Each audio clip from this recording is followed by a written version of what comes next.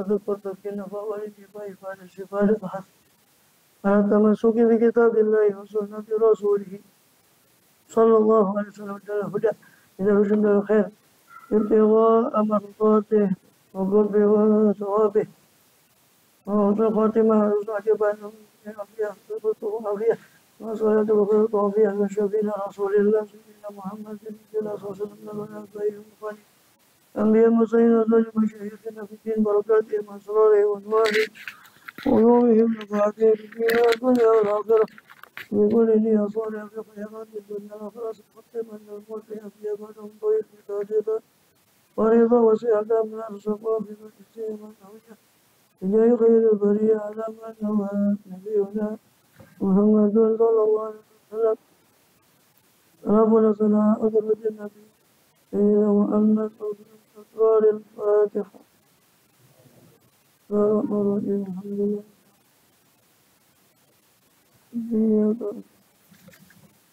صراط المستقيم صراط غير المغضوب عليهم ولا الضالين التوفيق ولوالدي وللمؤمنين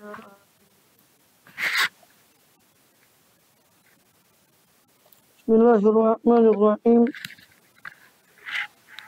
الحمد لله رب العالمين وبه نستعين على أمور الدنيا والدين وصلى الله وسلم على أشرف الأنبياء والمرسلين سيدنا نبينا حبيبنا شفيعنا وقرة أعيننا محمد وعلى آله وصحبه أجمعين وعلى جميع التابعين لهم بإحسان إلى يوم الدين وعلينا معهم وفيهم برحمتك يا أرحم الراحمين أما بعد قالوا سبحانك لا علم لنا إلا ما علمتنا إنك أنت العليم الحكيم رب اشرح لي صدري ويسر لي أمري واحلل عقدة من لساني يفقهوا قولي آمين والحمد لله.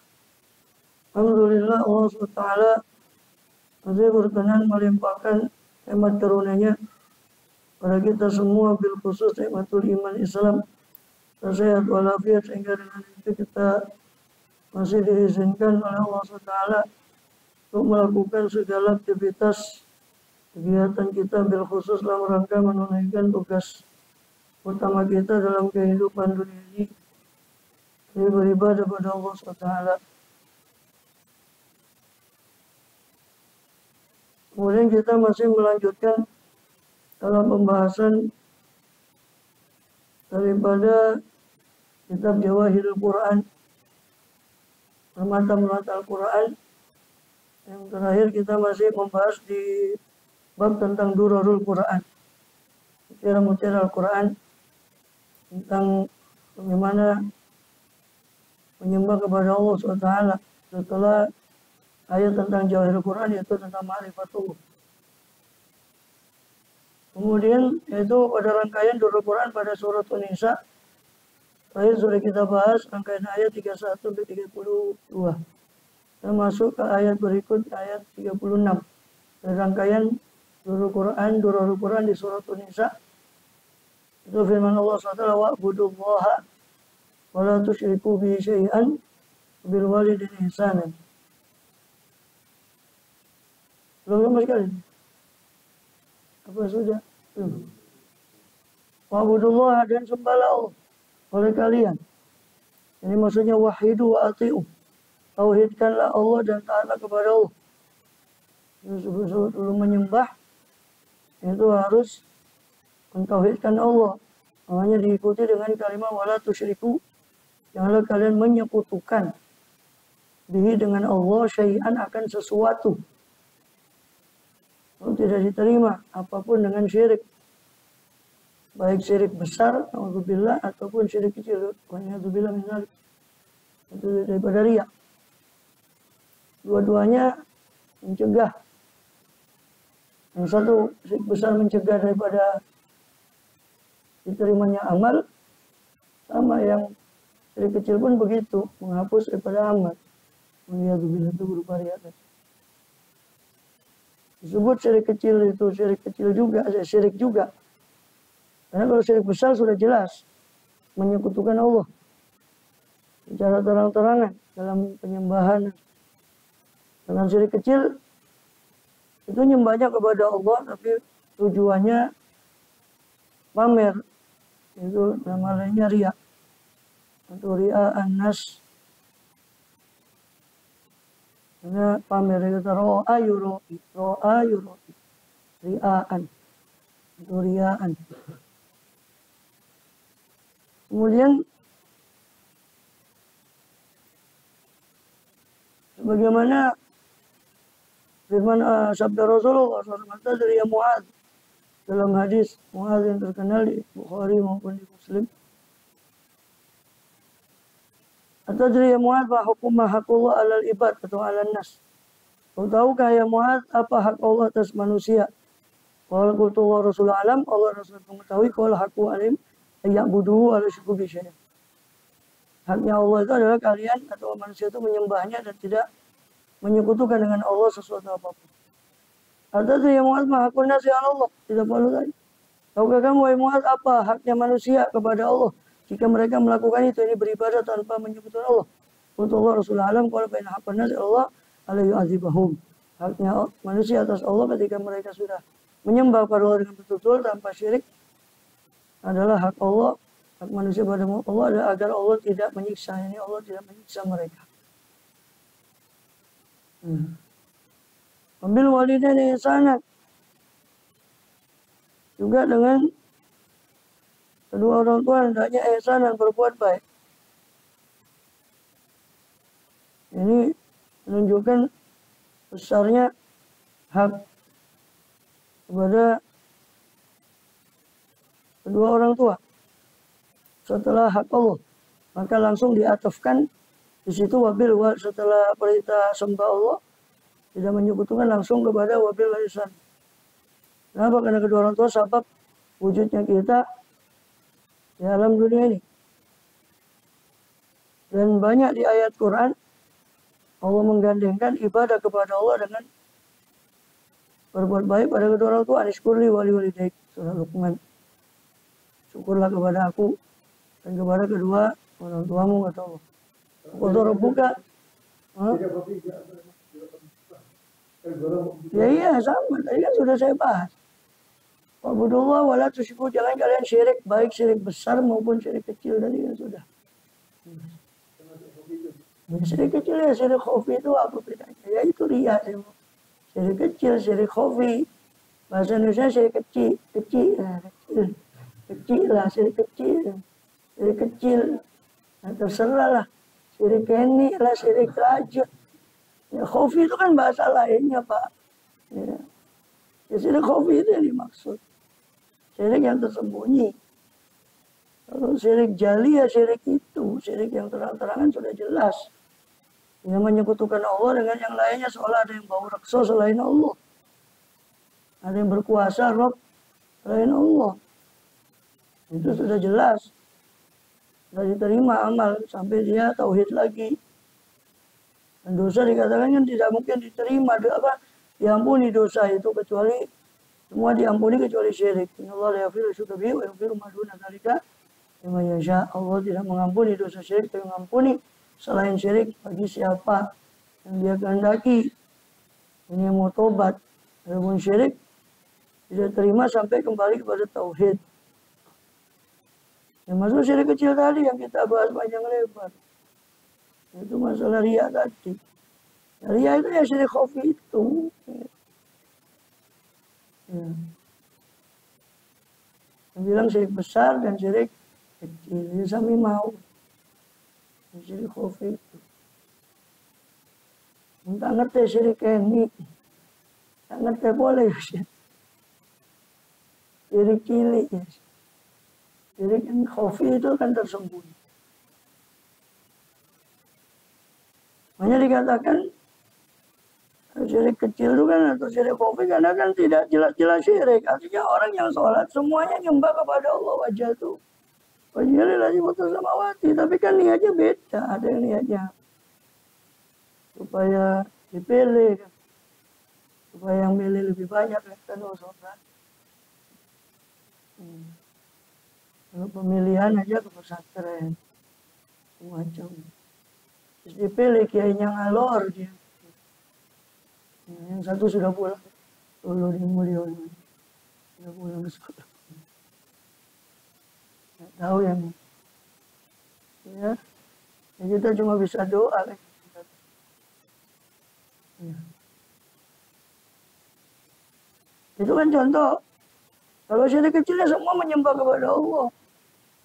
Cuma disebut syirik kecil karena memang tidak terang-terangan dia menyekutukan Allah. Buktinya dia mengatakan Allah Esa. Allah Ahad. Tapi di sisipan di ibadahnya itu dia menyimpan niatan yang lain selain Allah. Kepada orang lain. Dia pada makhluk. Maka itu disebut syirik, tapi syirik Kofi tadi itu, yaitu syirik kecil itu, yaitu ria itu. Ya kan tadi sudah saya bilang, ro'a, yuroi, ria'an, atau ria'an, dia kata fa'ala yufa'ilu ro'a, yuroi, memperlihatkan ngetok-ngetok no, ria'an.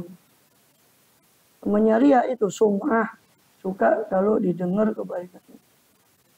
Alhamdulillah, itu termasuk syirik kecil. Wabil walidani ihsanan. Makanya dikatakan kan gitu. Intaku syirkal asghar. Baina aqwa min dabibin namli. Mana riwayat Tabrani. Zainal Ali bin Abi Thalib. Ya, hati-hatilah kamu terhadap syirik kecil. Karena sungguhnya dia itu lebih akhfa, lebih tersembunyi daripada langkah kaki semut. Wala kaifana taqi ya Rasulullah. Maka qalu, sahabat berkata, bagaimana kami menjaga diri darinya? Sedangkan dia akhfa, wahwa akhfa min dabibin naml, sedangkan dia lebih tersembunyi dari langkah kaki semut. Gimana kita jaga diri? Ya Rasul. Qulu, kata Rasul, ucapkanlah Allahumma inni a'udzubika an usyrika bika wa ana a'lam wa astaghfiruka lima la a'lam. Ucapkanlah olehmu, Allahumma inni a'udzubika an usyrika bika. Ya Allah, aku berlindung kepadamu daripada aku menyekutukanmu. Wa ana a'lam, sedangkan aku tahu. Wa ana astaghfiruka lima la a'lam, dan aku mohon ampun kepadamu dari yang aku tidak tahu, dari syirik yang aku tidak tahu. Untuk riwayat yang lainnya, Allahumma na'udzubika an nusyrika bika syai'an na'lamuh wa nastaghfiruka lima la na'lamuh. Itu dia doa yang diajarkan oleh Rasulullah SAW untuk terhindar daripada syirik kecil. Itu riya. Masuk syirik besar juga. Kemudian ihsanan. Tadi sudah jelaskan wa bidzil qurba. Ya. Banyak perintah Allah untuk yang digandeng antara sembahlah Allah sama bilwali ihsanan. Di surah Luqman tadi saya sebut surah Al-Isra ayat 27-23, Rabbuka la ta'budu illa iyyahu wa bil walidaini ihsanan, dan banyak lagi ayat yang lain senada. Itu menunjukkan besarnya ihsan kepada kedua orang tua. Karena asal dari wujud kita. Wal yatama. Kemudian juga berbuat baik pada anak yatim. Ya, kita pernah bahas di ayat yang senada dengan ini tentang masalah yatim. Kalau mau lihat pembahasannya ya kita sudah bahas puasa kemarin. Di awal surat An-Nisa di tafsir Bawawi di sana. Kajian di situ itu. Panjang lebar masalah anak yatim di awal surah An-Nisa. Wa atul yatama amwalahum. Pada ayat itu sudah kita bahas panjang dan lebar. Baik dari segi hukum syariat maupun hukum negara. Masalah anti asuhan, masalah yatim. Ini baru lagi, nggak tahu di satu desa di sana itu konon ditengarai, ya walaupun masih proses. Itu dari kepala perangkat desanya kena masalah ini, masalah anak yatim.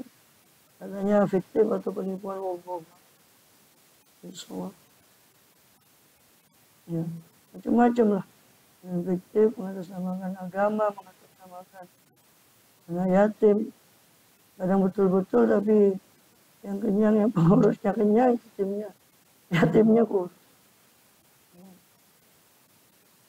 wal yatama, wal masakin, dan juga orang miskin. Rasulullah bilang SAW, ana wakaful yatim kahatain. Dia menganukan syababa, telunjuk dengan jari tengahnya. Ya, saya dan pemelihara anak yatim seperti ini di jannah, di surga kahatain. Seperti dua jari ini dekatnya. Kemudian dikatakan juga dalam riwayat yang lain, man masa ra'sa yatimin lam yansau illa lillah kana bisyaratin tamur alaihi yaduhu hasanah. Siapa orang yang mengusap kepala anak yatim karena Allah. Ya, kalau punya duit ya jangan ngusap aja. Ngusap punya, kalau nggak punya duit cuma bisa ya kasihan. Juga kita umpama tidak berlebih umpama. Maka bagi dia setiap satu rambut yang dia lewat, yang tamuru alaiha yaduh, yang mana tangannya lewat di atas rambut itu hasanat, sebanyak itu kebaikan. Masal yatimati wa yatimin indah kuntu ana wa mufrijana kahatain. Dan siapa yang berbuat baik kepada anak yatim, laki-laki atau perempuan, di sisi dia yang ada di sisinya, saya dan orang itu, wa huwa jannah, di surga kahata ini, seperti dua jari itu. Di hadis yang lain juga dikatakan, khairu baitin, rumah yang paling bagus adalah rumah yang ada di situ, yatimun yuhsanu ilaih, yang dibuat baik kepada yatim. Jadi rumah adalah rumah yang di situ ada anak yatim diperbuat jelek kepada dia. Tapi di situ ada kadang salah persepsi, wa amal yatima fala tabahar. Ada anak yatim maka jangan kau kasari. Ini kan salah paham, hanya nggak dididik. Hanya cenderung anak yatim itu lepas, los. Karena dianggap nggak boleh dimarahi katanya. Ini ngambil dari mana? Nah, terus gak dididik gitu. Ya bukan itu. Maksudnya berontak itu kan jangan ditolimi, jangan. Jadi melampaui batas. Kalaupun mendidik kan pukulannya itu bukan pukul atau menyakiti. Dibatasi dalam syariat. Itu dorban ghairu mubarrih, pukulan yang tidak menimbulkan luka. Yang permanen. Itu tujuannya mendidik. Bukan terus diumbar. Jangan kan cenderungan ayat itu kan gitu, songong. Katanya orang Jakarta. Cenderungan ayat itu songong. Bahasanya ya qalil adab. Kenapa? Karena cenderung diumbar. Karena alasannya si emaknya atau siapa yang nganu dia katanya Pak Amal Yatimah pada takar ini ngaji dari mana? Terus gak sholat dibiarkan gitu. Bukan gitu maksudnya Amal Yatimah pada takar. Gitu. Anda boleh itu mendolimi, melampaui batas, memukul juga ada batasan dalam syariat untuk mendidik. Bukan terus diumbar. Makanya kan termasuk mukjizat Rasulullah itu beliau walaupun yatim, tapi kan terdidik. Kafaka fil ilmi fil ummi mukjizatan fil jahiliyati wa ta'dibi fil yutumi. Gitu. Kafaka fil ilmi fil ummi mukjizatan fil jahiliyati wa ta'dibi fil yutumi. Kafaka cukuplah bagimu ya Rasul. Fil ummi, kafaka fil ilmi, dengan ilmumu. Fil ummi, dalam keummianmu. Ya, mukjizatan sebagai satu mukjizat. Jahiliyah di dalam masalah masyarakat yang jahiliyah.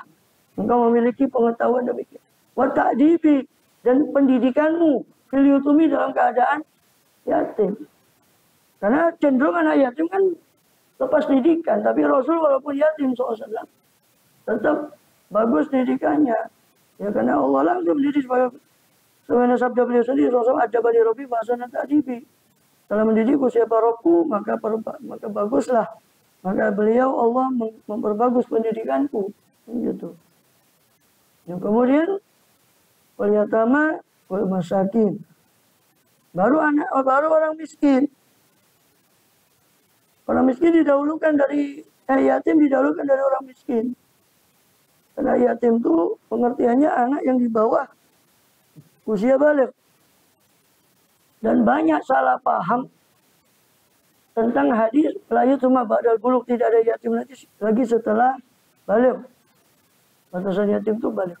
Salah paham hadis ini dan ayat ya. Ayat Wa atul yatama ambalahum wala tutu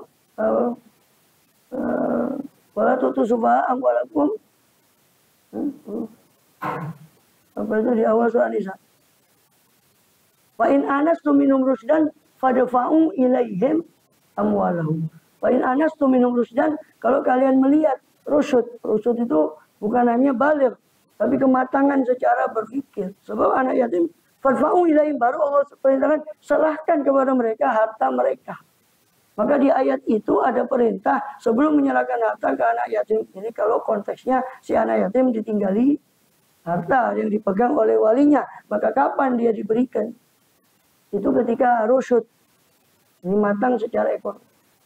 Di tafsir, kalau antum buka tafsir tentang masalah rusyud itu diuji dulu si yatim. Karena kalau asal balik saja dikasihkan hartanya, bisa-bisa habis, kasihan si yatim, gigi jari habis gitu. Maka syariat menjamin hak itu. Maka disuruh memberikan harta itu setelah diuji. Nah, kalau antum baca di tafsir diuji salah satunya kalau dia pandai ada bakat tuh bisnis, dikasih coba ngatur uang. Coba sebulan ini kamu belikan ini, coba kamu atur uangmu. Bisa enggak dia jual beli sedikit, apa kecil-kecilan. Kalau dia nggak ada potensi bisnis atau masih belajar sebagainya, coba suruh atau masih dalam proses belajar, suruh atur coba. Dikasih uang berapa? Suruh atur sebulan, seminggu, 2 minggu. Ini untuk kebutuhanmu sebulan, umpama. Atur, bisa enggak dia? Nah, kalau sudah dilihat cakap, baru dikasih hartanya. Nah, ini salah paham kadang terhadap antara hadis bahwa tidak ada yatim setelah balik dan masalah idfa'u ilaihim ini. Saya bukan ngecap, ini ada beberapa panti asuhan saya sering ketika berhubungan dengan panti asuhan, saya pasti tegaskan masalah ini. Karena banyak mereka mohon maaf, nggak pandai, belum cakap tentang fikih, khususnya fikih yatim. Ini harus cakap PDW. Anak SMA, anak sudah kuliah, masa masih yatim? Ya tidak, secara hukum dia sudah tidak yatim. Karena sudah tidak balik. Batasnya yatim kan balik. Lah kalau nggak ada batas balik yatim, nah ini kan yatim juga ini semua. Nah, yatim semua, banyak yang yatim di sini. Kalau tidak balik. Jadi batasnya yatim itu balik. Alasan mereka katanya, udah Ustaz ini loh. Ini belajar tafsir.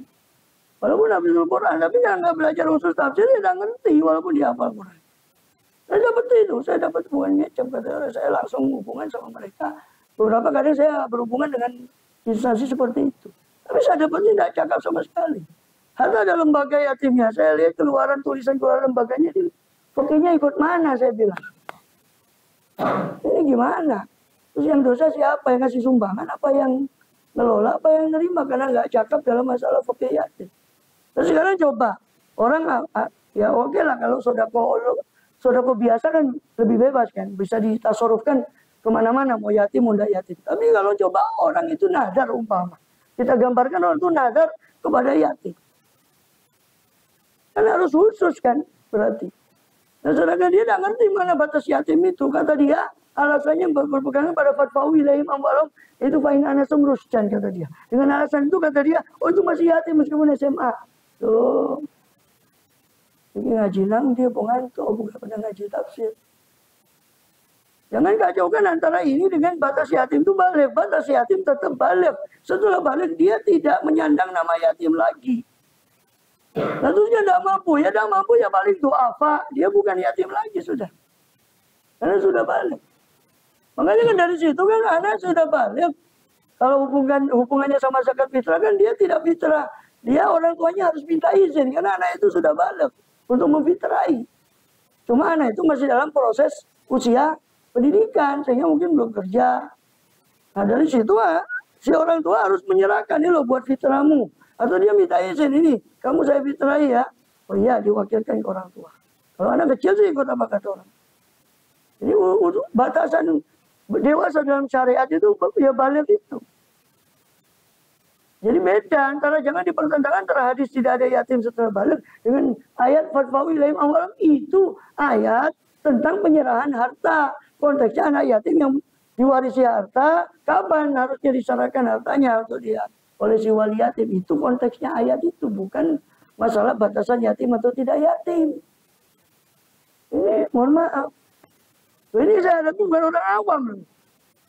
Jadi panggil Ustaz dan dia hafizul Quran, ya saya tidak menganukan hafizul Quran, banyak juga yang Masya Allah. Cuma kan ada yang juga kepelingan merasa dia hafal, dia tidak mau ngaji lagi, dia keliru.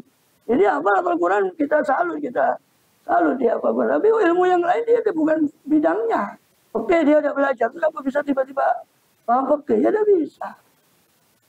Perlu belajar lagi. Hanya saya tidak sepekat saya punya instansi pendidikan, ada Al-Quran. Saya harus pastikan dia juga ngerti. Jadi supaya tidak sekedar hafal, ya. Saya kabupaten jeneng kok. Kabupaten sebagai apa terus. Loh ya, terus baru ini saya dapati lagi di sosial media. Apa itu? Benarkan ini Quran. Ini sholat. La ilaha illallah. Ini berapa gerakan? Mohon maaf. Karena dari fakihnya tidak matang. Lah, tumbuh oleh tutup. Ya, ini bumbung bahas ini masalahnya. Jadi ini fenomena yang terjadi masyarakat bagi mendekati Ramadan ini kan banyak beberapa masjid besar kadang nyewa hafil. Saya tidak melarang, silakan, tapi yang ngerti. Praktek sholatnya juga betul, bukan hanya sekedar hafal. Hukum sholat kadang tidak ngerti. Mohon maaf, dan semua gitu ya. Tapi yang pernah beberapa saya dapat itu begitu. Masalah sujud di surat Shad, sujud. Padahal muktamad kecuali mazhab Hanafi, nggak boleh sujud di dalam sholat untuk sajadah di surat Shad. Batal sholatnya. Itu coba, berapa, saya belum pernah survei berapa dari Huffaz itu yang ngerti itu. Kecuali mereka memang backgroundnya sudah pernah belajar lagi setelah, atau belajar fikih dulu baru ngapalin Quran, itu bagus. Ada background. Atau setelah habis dia mendalami lagi kan gitu, Qurannya, fikihnya. Itu bagus. Tapi lewat ini kabutan jeneng itu kok ya. Akhirnya apa belajar terus merasa dirinya kan. Tapi nggak ngerti lah itu dipakai sebagai imam. Ironisnya kan gitu. Orang cuma menilai dari suaranya bagus. Nah, ini tombol itu tutup. Takmirnya merasa wis diceluk apa bangono bang ini. Ya kan sudah diceluk apa kamu belajar. Lu jadi takmir, kita tidak kemarin jadi takmir gitu. Jangan salah paham. Jadi takmir seumur hidup pegangan semua. Takmirnya. Cuma tanya kalau yang ngerti tanya kepada yang ngerti gitu. Masalah urusan zakat itu berulang nanti tiap tahun itu. Saya dapat di masyarakat kita dapat dari laporan-laporan yang tanya ke kita. Masalah zakat kita coba nanti kan menjelang Idul Fitri itu mesti tiap tahun jadi polemik. Karena semua takmir ngerti lah yang mau berusaha meluruskan. Kalau tua ambil takmir, kadang takmir kan biarnya ini, kan biar salah. Kulino salah. Terus mau diikuti, mohon maaf. Ini fenomena yang terjadi. Ya. Kembali ke yatim tadi, instansi yatim tidak semua loh. Bahkan instansi yang menaungi itu kadang belum ada juklak. Yang saya tahu, wallah apa saya belum tahu.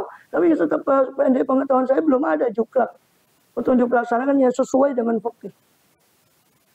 Harusnya dari LBM dan sebagainya atau lembaga yang berkait harus menyiapkan juklatnya bagi itu di lembaga nawan sertifikat NU atau Muhammadiyah yang sudah betul-betul paten lah secara fikih. Oh begini fikihnya yatim itu begini, sehingga mereka ngerti.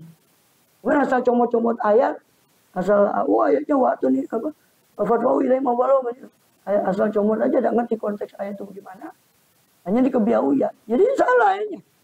Hanya dia menerapkan konsep yatim sampai mahasiswa itu dianggap yatim. Padahal secara fikih, kalau orang itu menyerahkan tadi saya bilang, kalau sodako mutlak, sodako saja umum, silakan mau yatim, tidak yatim boleh terima.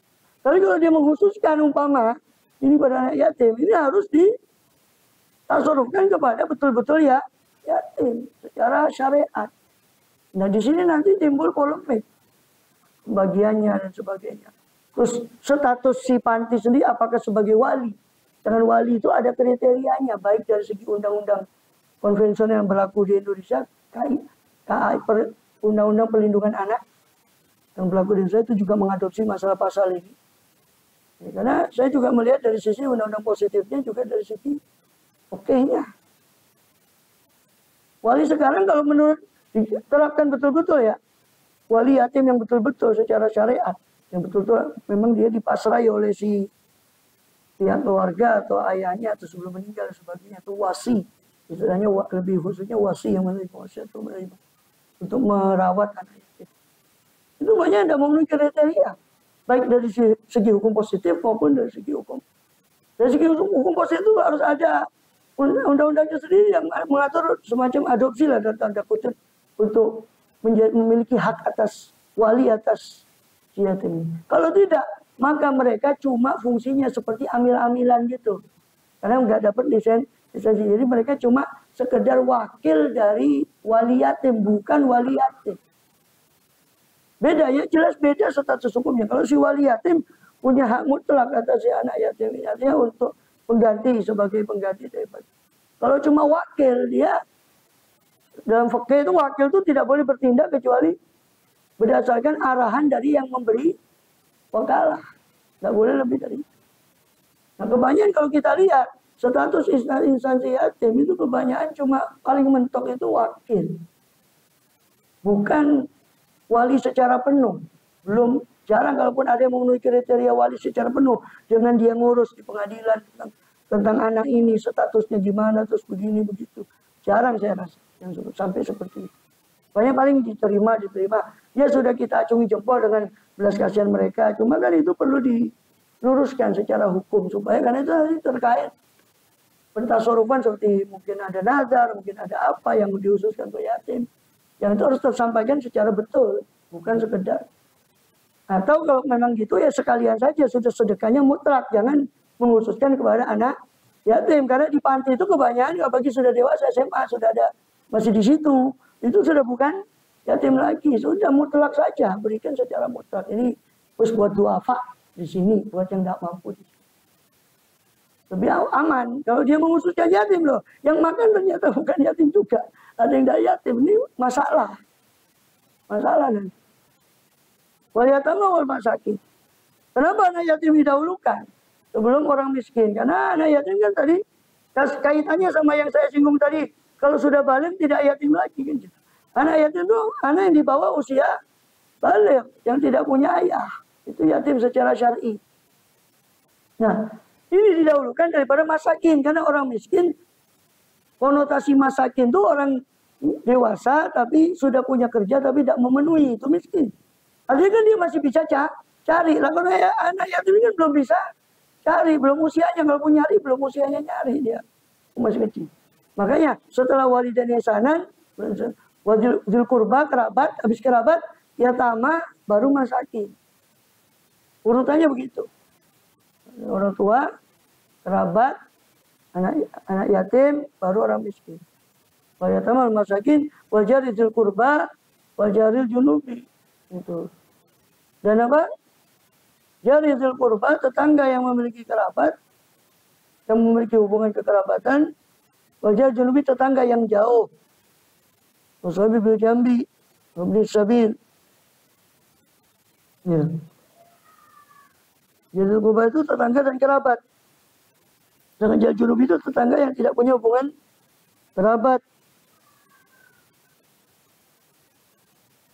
Ada yang mengatakan dekat itu ya dekat rumahnya, yang jauh itu posisinya. Ada yang mengatakan yang kurba itu yang dekat itu ya tetangga tapi muslim. Yang junubi itu tetangga tapi non muslim. Karena dalam riwayat Tabrani tetangga itu ada 3 kata Rasulullah. Nah, tetangga yang punya 3 hak, yaitu tetangga kita dia, kerabat kita juga sekaligus muslim, maka punya 3 hak. Hak bertetangga, hak berkerabat, hak sama muslim. Ada tetangga yang punya 2 hak. Itu tetangga kita dan muslim, bukan kerabat kita. Maka dia punya 2 hak, hak bertetangga dan hak sesama muslim. Ada tetangga yang punya 1 hak, itu tetangga kita dan non-muslim, dia masih punya hak bertetangga. Boleh kita belasungkawa, boleh kita nyambangi kalau dia sakit, ikut berduka cita dan sebagainya. Yang tidak boleh itu mendoakan atau ikut ritual, itu yang tidak boleh. Kalau sekedar hubungan sosial boleh. Ini kembali lagi saya nggak mau ngulang-ulang, tapi ya perlu diulang juga kadang. Sekarang banyak orang so toleransi, hanya jadi toleransi, atau jadi tolerasi. Nah, jadi nggak usah ngajari Islam tuh toleransi, sudah diatur semuanya. Tapi mohon maaf kalau yang dianggap itu campur aduk agama itu bukan toleransi, itu namanya toleransi. Ya kan, toleransi bukan toleransi. kalau sudah campur aduk. Wasaibi bil jambi, dan teman yang di sebelah. Ada yang mengatakan sahibil jambi itu teman seperjalanan, ada yang mengatakan sahibil jambi itu istri, teman seperjalanan.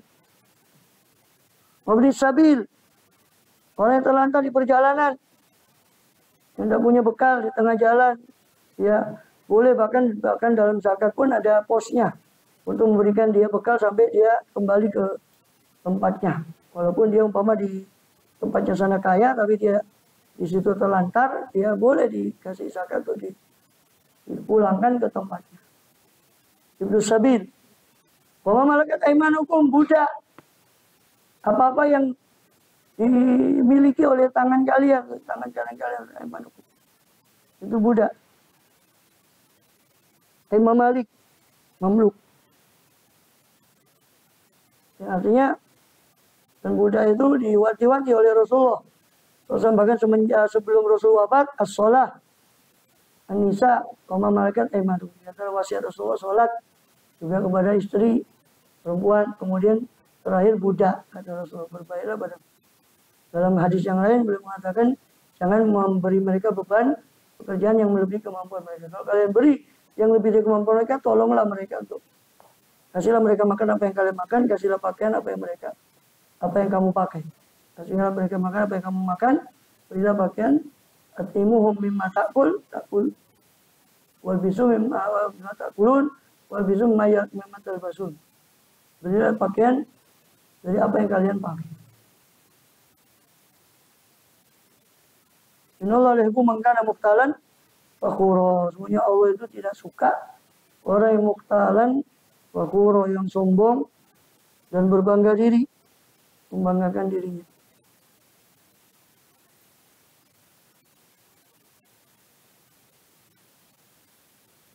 Alladzina yaquluna ya'muruna bil bukhli wa ya'muruna an-nasa bil bukhli fatun matamullah min fadlihi. Siapa orang yang mutalan fakhura itu disifati di ayat berikutnya, itu alladzina yaquluna wa ya'muruna an-nasa bil bukhli. Orang-orang yang bakhil dan memerintah manusia dengan kebakilan. Dan mereka menyembunyikan apa-apa yang Allah berikan pada mereka dari keutamaannya. Wa'atan kafir azab muhina, dan kami telah mempersiapkan bagi orang kafir itu azab yang menghinakan.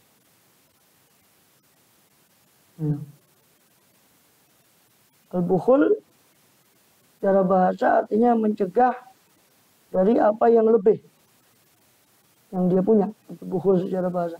Secara syariat, bukhul itu maksudnya mencegah yang wajib, itu bakhil. Mencegah yang harus dia keluarkan. Wa ya'muruna an-nasa bil bukhli. Orang yang sombong ini bukan hanya dia bakhil, tapi dia memerintah orang. Memerintah manusia itu dengan kebakilan. Dia sendiri bakhil, dia merintah orang untuk berbuat bakhil. Ada yang mengarahkan ini, katanya turun berkenaan dengan sifat-sifat Rasulullah SAW.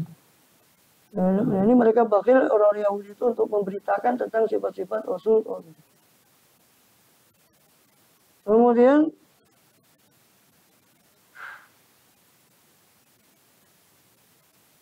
Kemudian dikatakan juga bahwa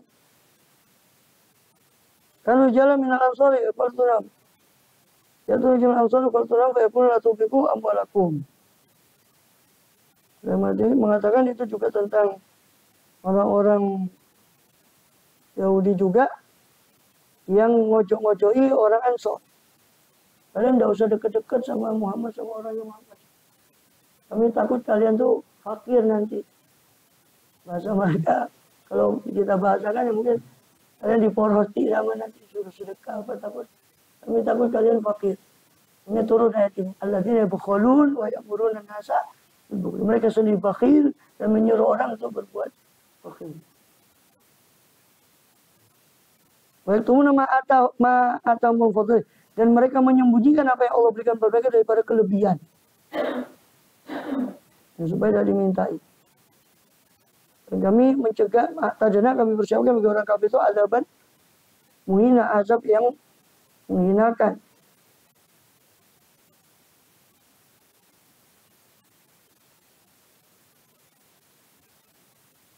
Kemudian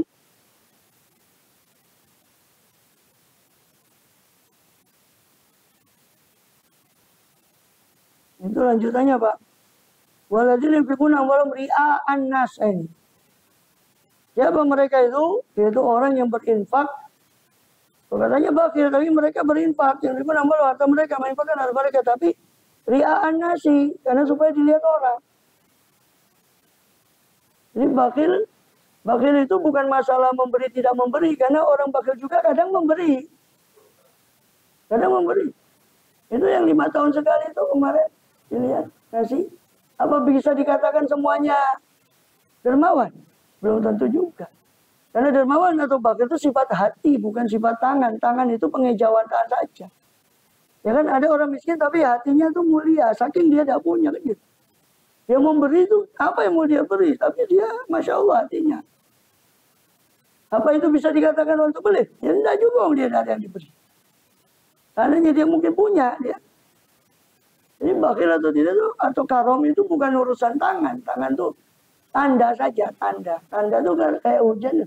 Mendung belum tentu hujan juga. Tapi namanya tanda. Tanda itu bisa iya, bisa tidak. Orang memberi, oh tanda, sebagian tanda, oh mungkin dia itu memang dermawan. Bisa jadi. Bisa juga tidak. Ini orang yang bakir itu disifati di ayat berikutnya. Waladina yunfikuna amwalahum.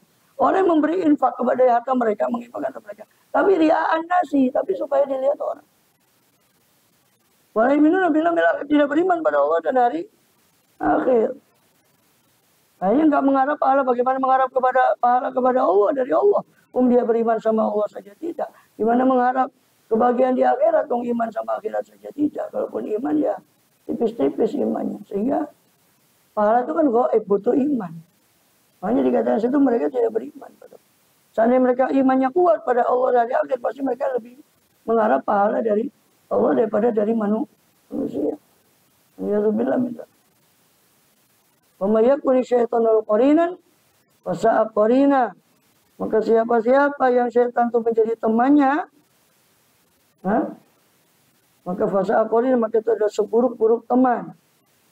Siapa-siapa yang ada, siapa syaitan itu lalu bagi dia qarin, sebagai korinnya, rekannya, temannya, fasa'a qarina, maka sungguh syaitan itu ada seburuk-buruk teman. Ini syaitan itulah yang mendorong mereka untuk berbuat buruk tadi. Menyimpang dari ketaatan. Itu yang menyuruh adalah syaitan. Kemudian ini dikatakan gitu. Anil mar'i la tas'al wasal an qarini. Inal qarina bil qarini yaqtadi. Tentang orang itu jangan kamu tanya, bulan ini gimana sih? Tanyalah siapa temannya. Cukup kamu lihat dari temannya saja. Oh temannya orang-orang kayak gini, oh berarti dia tidak jauh dari temannya. Inal qarina bil qarini yaqtadi. So, teman itu dari muqarin, dari orang yang menemani itu pasti mengikuti. Atau dalam bahasa penyair yang lain, inat tiba yasrikut tiba man asyara zilan doa agama kosi. Inat tiba yasrikut tiba. Sesungguhnya watak itu mencuri dari watak yang lain. Kalau udah percaya coba kumpul sama orang, itu pasti ketularan. Subhanallah. Nular yang jelek itu lebih cepat dari nular yang baik. Kejelekan lebih cepat nular. Watak-watak jelek itu lebih cepat nular daripada yang baik. Fasa akorina, maka setan itu seburuk-buruk teman. Wa madza alaihim law amanu billahi wal yawmil akhir. Ya. Wa madza alaihim ayu syai'in tukiruhum. Mana alim apa yang merugi atas mereka dan menimpa mereka seadanya saja mereka itu beriman kepada Allah dan hari akhir dan menginfakkan anfaqu mimma razaqahumullah akan bihim alimah. Dan Allah dengan mereka itu amat mengetahui apa ruginya mereka seadanya saja mereka beriman pada Allah, beriman pada akhir, dan pasti diikuti dengan menginfakkan apa yang Allah berikan karena kuatnya iman mereka. Makanya Infak itu juga disebut sedekah, dan kita sedekah itu kan kesungguh-sungguhan ya. Infak itu bukti kesungguh-sungguhan dia beriman pada Allah. Bahkan Allah bim alimah, dan Allah maha mengetahui apa ruginya mereka. Rasulullah Abu Tariqul Hamidah, seandainya mereka menempuh jalan yang terpuji, menyimpang dari riya kepada ikhlas, menyimpang kepada iman dari riya kepada iman pada Allah, mengharap janji Allah di akhirat bagi orang yang berbuat baik. Apa yang rugi atas mereka? Coba mereka beriman, apa sih ruginya? Kemudian mazalim lu aman.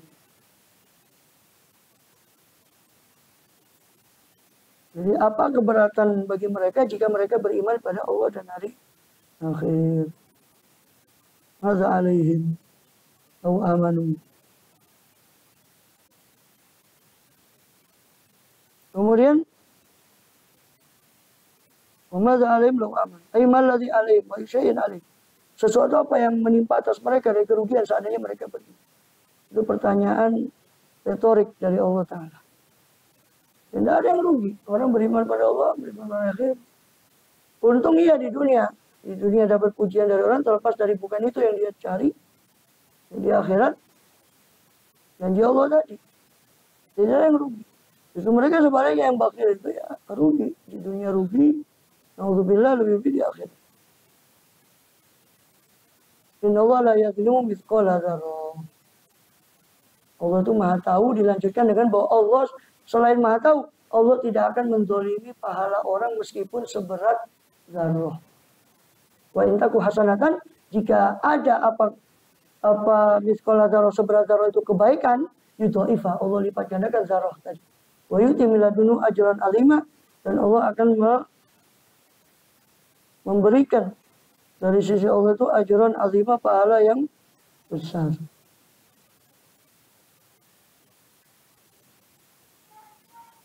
Allah tidak akan mendolimi qalilan wala katsiran. Atau ada lagi mengatakan susunan ayat itu sebetulnya apa sih ruginya atas mereka saat mereka beriman pada Allah dan hari akhir dan berinfak, sebab Allah itu tidak bakal mendolimi sedikit pun. Mereka tidak akan merugi kalau berniaga dengan Allah SWT. Allah tidak mengurangi pahala orang itu walaupun seberat zarrah sekalipun. Kalau kebaikan, bahkan kalau kebaikan yudhaifa, Allah lipat gandakan kebaikan itu. Dikatakan inna Allah, kata Rasulullah SAW, la yadhlimul mu'min hasanatan, Allah tidak akan menzalimi seorang mukmin satu kebaikan pun. Yusabu alaiha rizqa fid dunya wa fil akhirah. Allah beri pahala dia rezeki di dunia dan Allah balas juga di akhirat. Amal kafir, ada orang kafir, fa yut'amu bi hasanatih, yut'amu bi hasanatih di dunia. Mereka orang kafir itu diberi makan oleh Allah dengan kebaikannya di dunia. Jadi enggak, sekali lagi yang seperti yang saya pernah ceritakan, dosa ngurui pengiran itu berbuat adil. Orang kafir itu mungkin dia berbuat baik, dia berbuat baik itu Allah kembalikan dalam bentuk dia masih diberi nikmat oleh Allah di dunia berupa makanan. Ya itu sudah. Di akhirat jangan harap. Oh dia ada daftar. Daftarnya asyhadu an la ilaha illallah wa asyhadu anna, itu daftarnya. Di akhirat kau mau cari surga tidak bisa, cuma di dunia itu enggak daftar. Meminta ijazah dari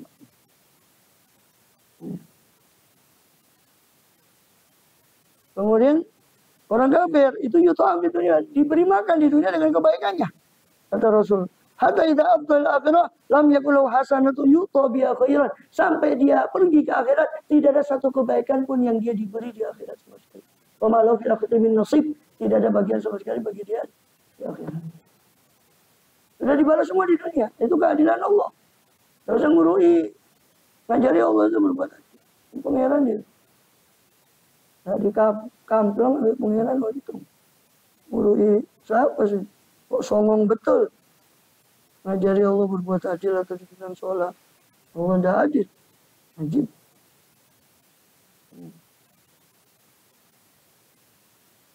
Kemudian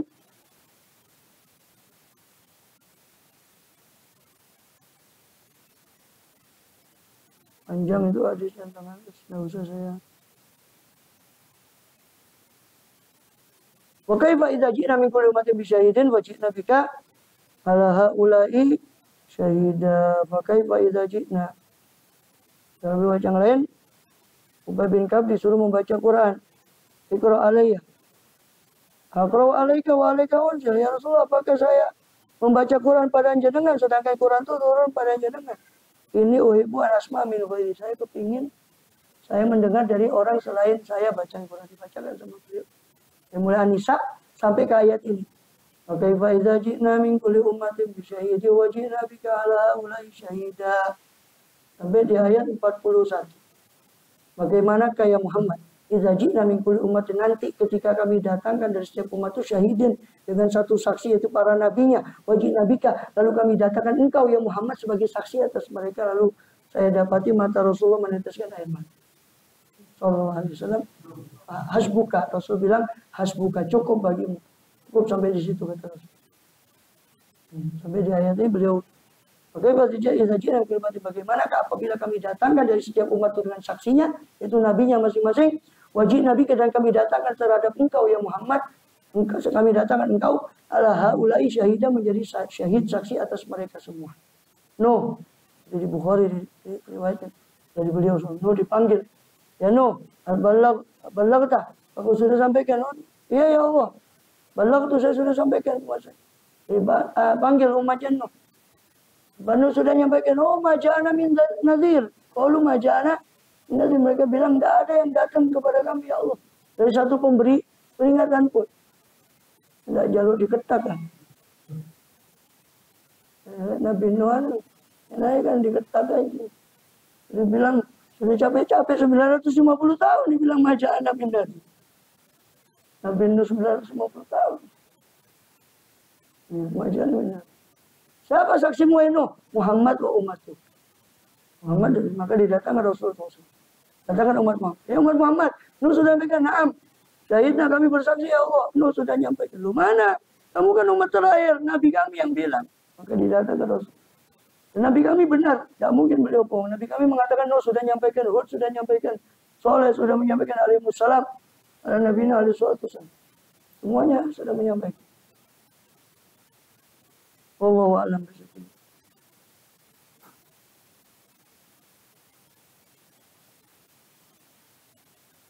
Kemudian ke Ihya.